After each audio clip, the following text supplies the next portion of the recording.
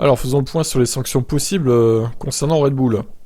6 pénalités potentielles que Red Bull pourrait encourir après avoir dépassé le plafond budgétaire. Donc une simple amende.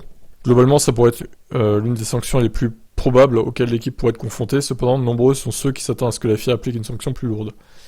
Bah ouais, une amende, ça serait ridicule en fait. Une réprimande publique pourrait être envisagée en tant que sanction. Une réprimande! Ça serait encore pire. Il est rapporté que cette sanction est une possibilité probable que la FIA pourrait choisir d'appliquer à l'équipe. Cependant, elle n'est pas vraiment sévère par nature, ce qui permet aux équipes de penser qu'elles peuvent s'en tirer avec cette infraction à l'avenir en échange de performance de la voiture.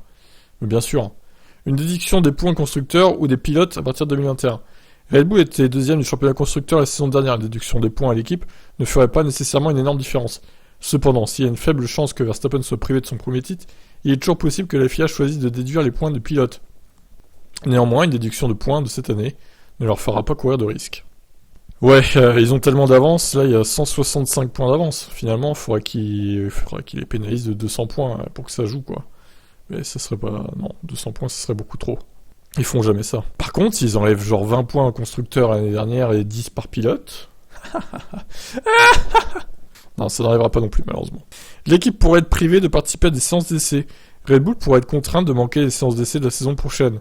Comme nous le savons tous, les séances d'essai sont une partie incroyablement importante d'un week-end de Grand Prix, qui permet aux équipes de recueillir des données de façon dont la voiture se comporte sur la piste. Si les séances de l'équipe autrichienne sont minimisées ou complètement supprimées, elle risque fort de ne pas être en mesure d'évaluer la performance de la voiture le jour de la course. Alors, ce serait une sanction intéressante, mais j'y crois pas trop, pour le coup, non plus à celle-là. 5e sanction, une réduction du plafond des coûts spécifiques à l'équipe pour les 2023.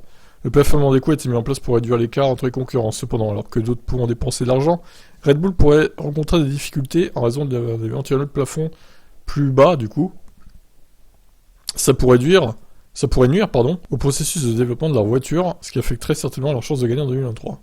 Ouais, mais leur voiture est déjà tellement bonne, en fait. Est-ce que vraiment ça jouera? Je suis pas sûr. 6e sanction possible, une limitation des essais hivernaux pour la voiture 2023. Les essais hivernaux sont une partie très importante du début de saison.